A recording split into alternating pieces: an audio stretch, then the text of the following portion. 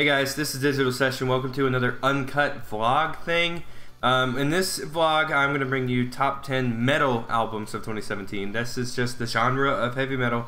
The genre that is my favorite, that I love to listen to, of every single genre ever.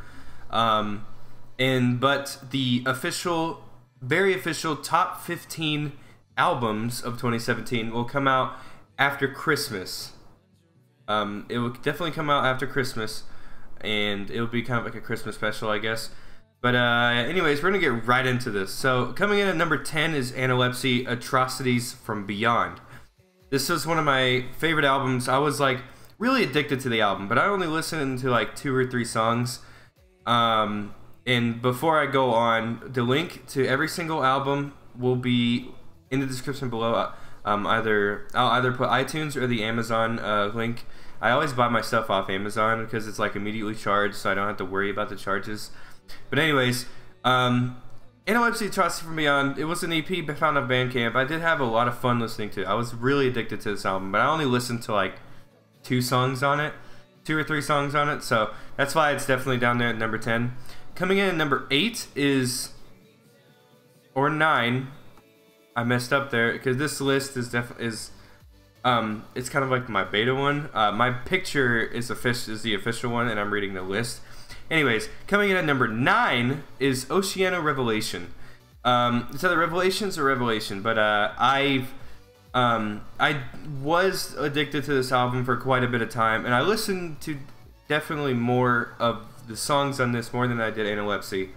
I listened to about 5 or 6 songs that I was really addicted to.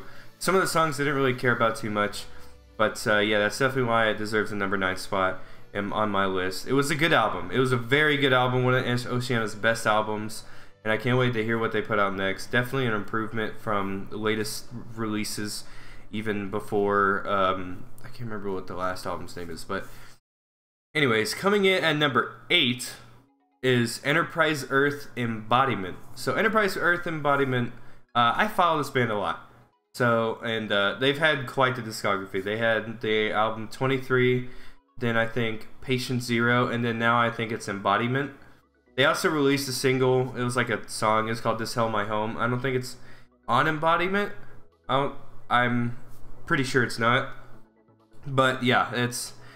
I did find myself listening to this album a lot. I didn't like stay addicted to it for a really long time. But I would always come back to it. I would always play it in my car. If I wasn't in the mood to listen to anything else, I would play that in my car. So, and the reason why it's number 8 on the list is because because sometimes I would definitely choose an album over this one. I'd probably sometimes listen to Patient Zero. But Embodiment is my favorite album from Enterprise Earth. But sometimes for some reason I just don't like to really play it too much. But I definitely do like this album. Anyways, coming in at number 7 is Veil of Maya, False Idol. I actually had no idea they were going to release an album this year. I was kind of skeptical, but I didn't know. I was literally thinking one day, I was like, it's about that time Veil of Maya should probably come out with a new album, huh? And then I look it up, and then I find out that False Idol is going to be coming out, and I was like, well, they have a new album. I listened to it. It's definitely a good album. Definitely a different change of pace. But it's kind of the same as their recent album. I think it's called Mikasa. Can't remember what it's called completely. But it's definitely more different, I guess you could say. But I really like the differentiality of the album. And most of the songs I did listen to a lot, but they're all kind of spaced out between equal amounts. I would listen to them every once in a while, and listen to like a few songs a lot. I listened to a lot of songs a lot on this album. And yeah, it's at the number 7 spot for that reason. Anyways, coming out at number 6, Rings of Saturn, Ultu Ula. I don't know if I'm saying that right, but I know I'm saying Rings of Saturn right, but the Ultu Ula, I don't know if I'm saying that. Ulta Ula. I don't know. But this album, I was definitely hyped for. I was like hyped for it at first, and then I kind of just lost the hype because I listened to the first single, and it didn't seem that interesting to me. Turns out that is actually one of the singles I really don't like on the album. As good as it actually sounds, it's just not, compared to the other songs on the album, it's just not my slice of cake, I guess you could say it is. But definitely this whole album, I definitely had a blast listening to most of this album, and I definitely listened to a majority of the songs in this album a lot. And I do play this album every once in a while whenever I get in my car to go drive, or whenever I'm just like chilling here, like I am now listening to music that is turned down. But anyways, that's in the number 6 spot. Now we're going to the top 5.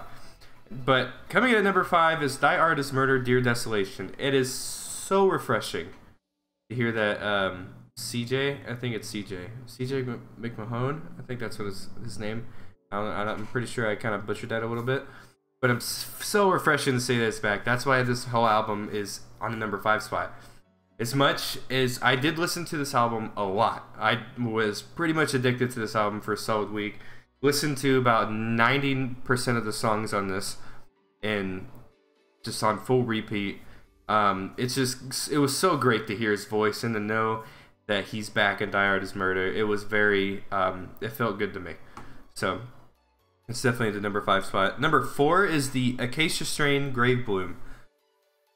Very interesting album. I always have like a weak spot for the slower paced death metal kind of stuff, like that slower paced deathcore. I can't remember what it's called, but it's definitely a good album. It sounds like every other album that they putting out recently, but it just has that different lyrics, a different pace, a different like beat. Every single song I had an addictive amount of listening to. I actually have it right.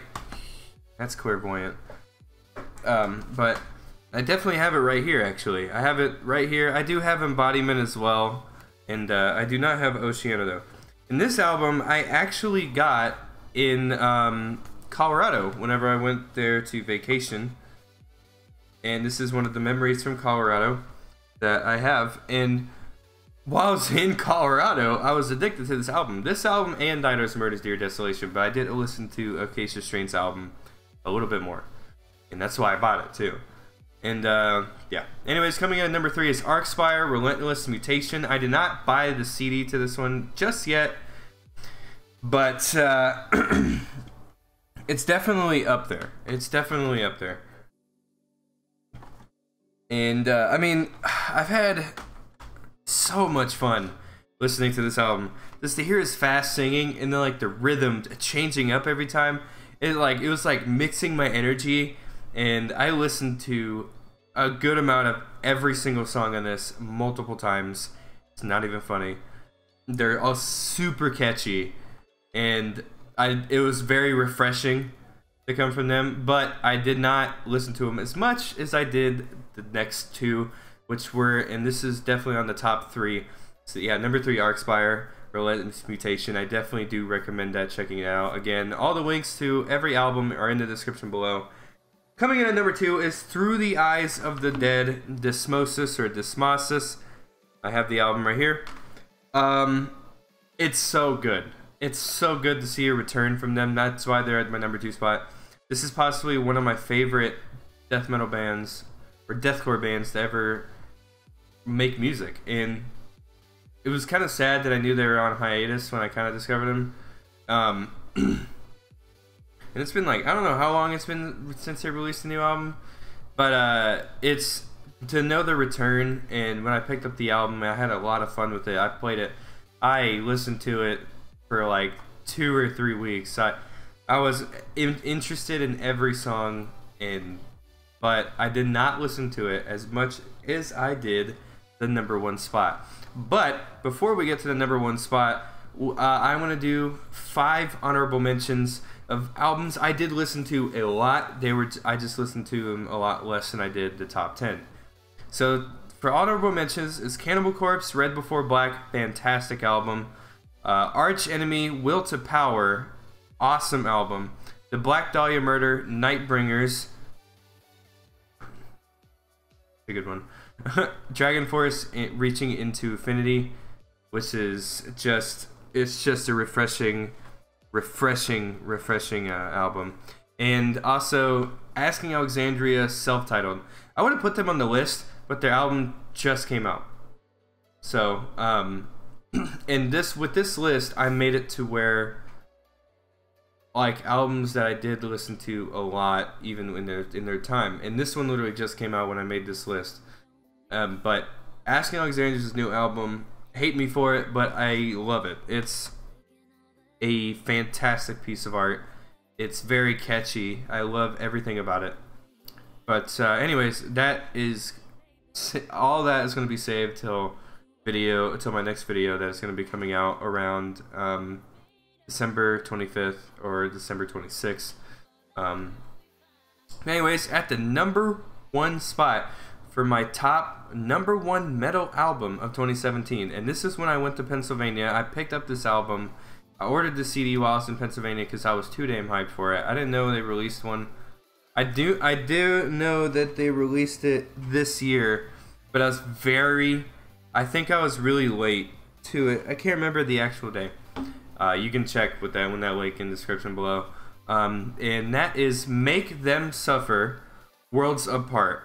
This album is a masterpiece in my opinion. Sneak peek to my other list, is not my number 1 on my other list. That is an album with a different genre actually. But this one would definitely, I think, deserve the top album of my metal albums of 2017. This album hit me. Like, it hit me emotionally. It hit, like, every song I would headbang to. And literally, this has been one of the metal albums that I have been addicted to for the longest time. So this definitely holds something in my heart. Other than Disturbed's Immortalized, I did listen to that a lot too. But this one for 2017, I did listen to this a whole lot. I literally wouldn't play anything else but this. So, anyways, that has been my top 10 metal albums of 2017. This video has been going on for about 12 minutes already, so I'm going to go ahead and quickly do my sign out. If you did like this video, and if you did agree with my choices, if you didn't disagree, if you disagreed, make sure to leave a comment. I want to see what your albums of 2017 would be for metal, for the genre. If you like this video, make sure to leave a like and share this with your friends. If you're brand new to the channel, so make sure to hit that subscribe button. I am messing up my words right now. I do a lot of first-person shooter games. I do a lot of video games. And yeah. Anyways, I love you guys. Goodbye.